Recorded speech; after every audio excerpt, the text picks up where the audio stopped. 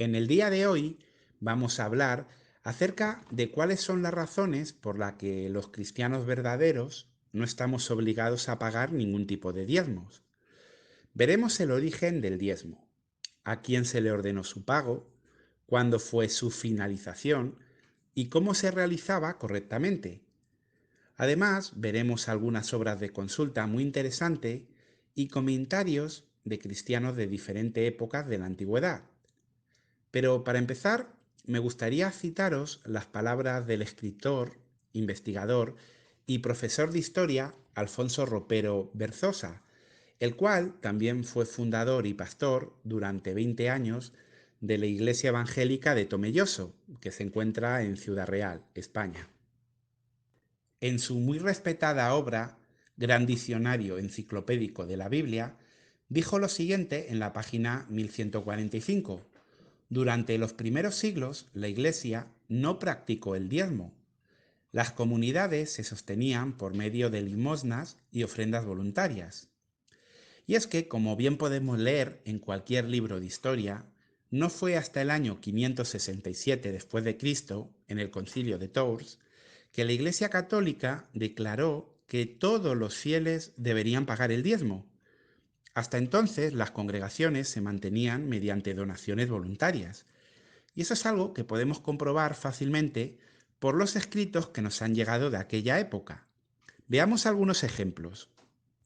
Tertuliano, uno de los llamados padres de la Iglesia y nacido en el siglo II. En el capítulo 39 de su obra Apología, nos describe el sistema usado para el mantenimiento de las congregaciones de su época.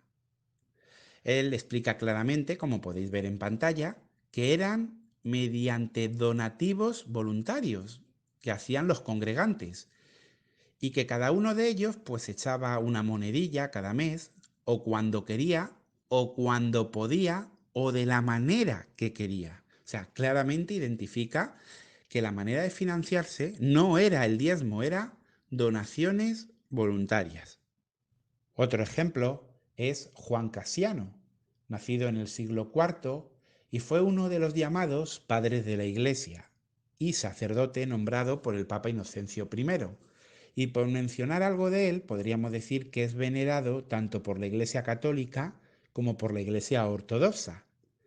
En su famosa obra Colaciones, dijo lo siguiente sobre el diezmo. Cuando ofrecemos a Dios el diezmo de nuestros bienes, permanecemos en cierto modo bajo el yugo de la ley. O sea, dice que hacer eso es estar bajo el yugo de la ley. Un poco más abajo dice, pero si aquellos que obedecen los preceptos antiguos del Señor ofreciendo el diezmo de sus frutos, no pueden, ojo, no pueden por este medio escalar las cimas del Evangelio. O sea, Juan Casiano estaba totalmente en contra del diezmo, porque como él decía, eso es seguir bajo el yugo de la ley que el Cristo había abolido, y era no entender el Evangelio. Y claro, ¿por qué decía eso? Porque en aquella época había cientos de sectas que afirmaban ser cristianas y cada una con unas creencias. Y aunque no existía el diezmo como práctica entre los cristianos, sí es verdad que había algunas sectas que hacían eso. Y bueno, podríamos citar a otros tantos autores como Ireneo de Lyon, Orígenes, el cual declaró que él no practicaba el diezmo y por lo tanto se deduce que sus alumnos y lectores tampoco lo debían de dar. Y la verdad es que hay muchos más escritores que hablaron de este tema. Ahora bien, algunos pueden decir que en obras apócrifas, como el falso Evangelio de Nicodemo, o escritos de personajes históricos como Ambrosio de Milán del siglo IV, el reconocido patriarca de Constantinopla, Juan Crisóstomo, y otros tantos defendieron la idea de practicar el diezmo. Y efectivamente eso es verdad. Ahora, claro, debemos preguntarnos, si el diezmo no era una práctica de los cristianos, como ya hemos visto en algunas obras de consulta, en escritores de la época, ¿Por qué había algunos que los defendían? Pues bien, para responder esto, veamos un poco de historia. Pues bien, la historia del diezmo es la siguiente.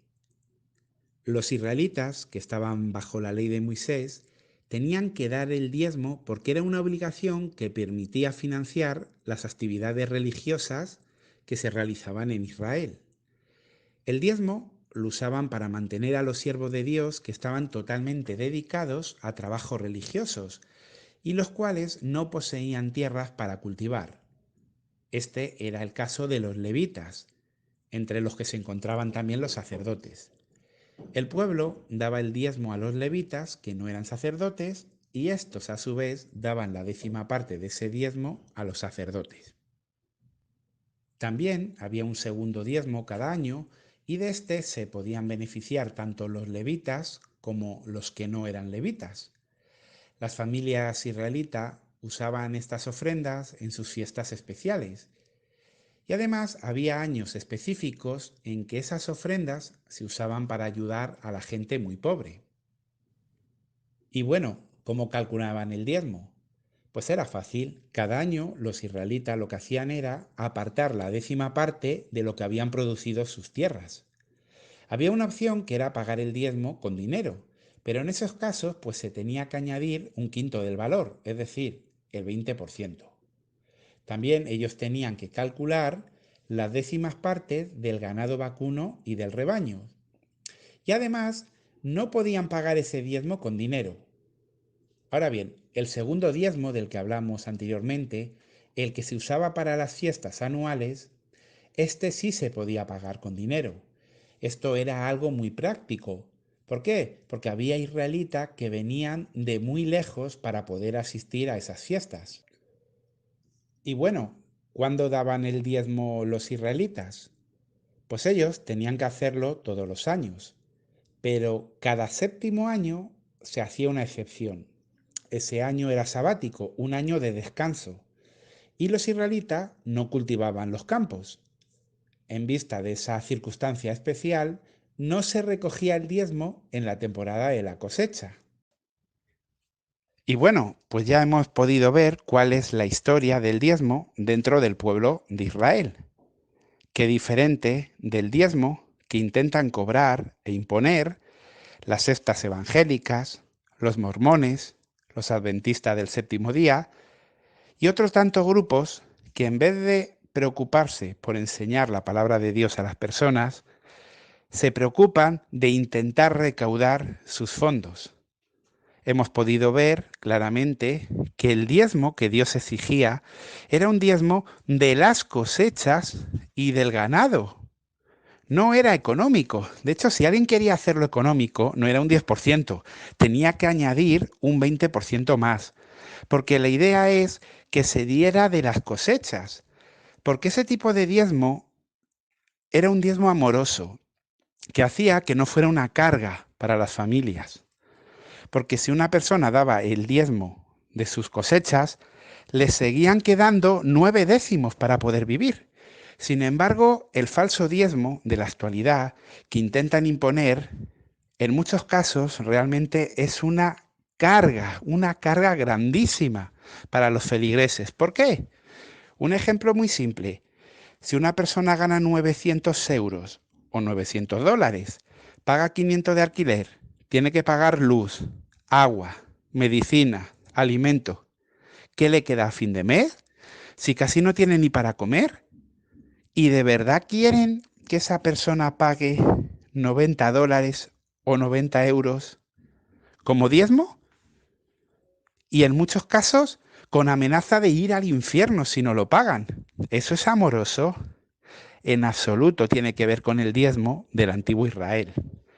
Además, también hemos podido ver que la razón por la que se daba ese diezmo es porque eran personas, los levitas y los sacerdotes, que estaban consagrados a Dios y no tenían manera de ganarse la vida, no tenían terreno, trabajaban directamente para Él. Además, otra cosa que hemos visto muy interesante y que normalmente no se enseñan en las iglesias evangélicas, ni lo enseñan los mormones, es que el séptimo año no se pagaba el diezmo de las cosechas. Había un parón. ¿Verdad que los que pagan el diezmo en la actualidad lo tienen que pagar años tras año, sin parar? Que de hecho, después de esta investigación que he realizado en este vídeo, a los adventistas del séptimo día los voy a llamar los adventistas del séptimo diezmo, tanto que se empeñan en la ley, en el sábado, en el diezmo, porque no lo aplican bien. Como vemos, nada tiene que ver el diezmo bíblico con el falso diezmo de la actualidad. Pero vamos a seguir investigando un poco más del tema. Pues bien, como ya hemos visto, el diezmo era un mandato que se dio al pueblo de Israel mediante la ley de Moisés, y por lo tanto dejó de ser obligatorio tras la muerte de Jesús, pues esa muerte anuló la ley mosaica, incluyendo el mandato de cobrar el diezmo al pueblo. Esto es algo que el apóstol Pablo lo explica claramente en Hebreos capítulo 7, versículo 5 y luego el versículo 18.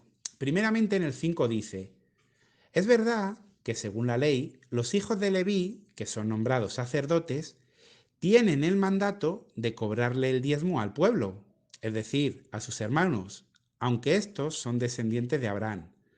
En los siguientes versículos sigue hablando del diezmo, de la ley, y en el 18 dice lo siguiente: así que el mandamiento anterior queda anulado. Sí, la ley queda anulada y por lo tanto el diezmo. Otro texto igual de claro es el que podemos leer en Romanos 10:4. Ahí claramente dice: porque Cristo es el fin de la ley. Exacto, Cristo es el fin de la ley y por lo tanto es el fin del diezmo. Por eso los cristianos del siglo I contribuían de la forma mencionada en 2 Corintios capítulo 9, versículo 7: que cada uno haga lo que ha decidido en su corazón y no de mala gana ni a la fuerza, porque Dios ama al que da con alegría. Este texto que acabamos de leer es exactamente lo mismo que decía Tertuliano en el siglo II, cuando él comentó que en las congregaciones la manera de mantenerse eran mediante donaciones voluntarias. Y es lo mismo que leíamos en el gran diccionario enciclopédico de la Biblia, cuando decía que durante los primeros siglos la Iglesia no practicó el diezmo, sino que las comunidades se sostenían por medio de limosnas y ofrendas voluntarias.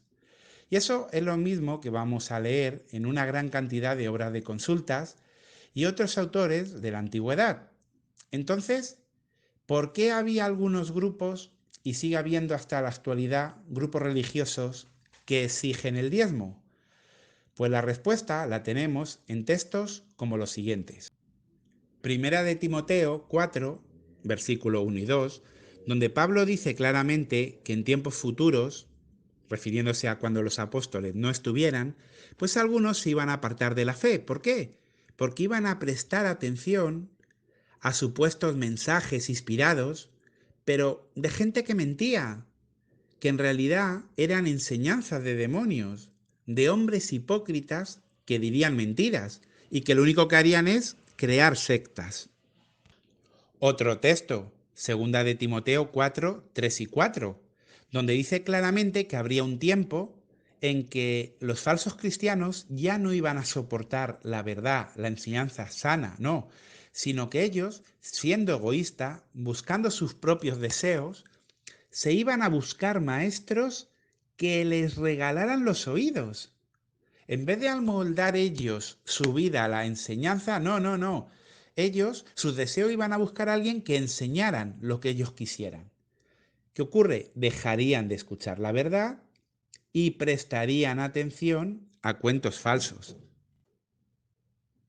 Y es que esto, de lo que nos habla Pablo, ya lo había predicho Jesús en su parábola del trigo y la mala hierba, en Mateo capítulo 13, en la cual él explicó que los falsos cristianos, con sus falsas creencias, entre ellas podríamos hablar la del diezmo, pues se iban a mezclar con los cristianos verdaderos, y así permanecerían hasta el tiempo del fin, donde habría una separación de los cristianos verdaderos y los falsos.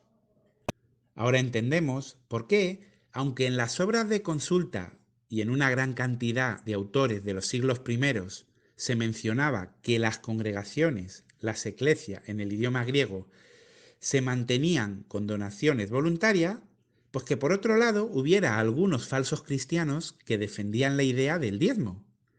También ahora entendemos la razón de que en el año 567 de nuestra era, la Iglesia Católica Romana, en el Concilio de Tours, obligara a sus fieles a pagar el diezmo, cosa que ya no se hace. Y por supuesto entendemos por qué en la actualidad tantas sectas como son las evangélicas, las mormonas y los adventistas del séptimo diezmo siguen exigiendo un diezmo ilícito. Y es que ya Jesús predijo que esta apostasía llegaría hasta nuestros días. Y fijaros en estas palabras que tenemos en Mateo 24:11. Aparecerán muchos falsos profetas que engañarán a mucha gente. Y por supuesto, una de esas mentiras es el diezmo. Y bueno, ahora es el momento de que reflexionemos. ¿Seguiremos apoyando a iglesias y sectas que obligan a pagar un diezmo ilícito? ¿Seguiremos juntándonos con personas que enseñan mentiras y enseñanzas de demonios para sus beneficios económicos? ¿O por el contrario, aceptaremos la invitación que Jehová nos hace en Isaías capítulo 2? Una invitación que sería para ser enseñados por Él, para que Él nos enseñe sus caminos, como muestra el versículo 3. Y es que en la parte final de los días, la montaña de la casa de Jehová iba a estar establecida por encima de las cumbres de las montañas, es decir, sería visible desde cualquier sitio. Y a ellas iban a fluir gente de todas las naciones, gente que realmente quieren ser enseñados por Jehová y no por falsos pastores, falsos líderes religiosos, que lo único que hacen es oprimir al pueblo, cobrar diezmos ilegales y enseñar doctrinas que no provienen de Dios. ¿Aceptará usted la invitación de Jehová de ser enseñado por él en su casa y por su pueblo?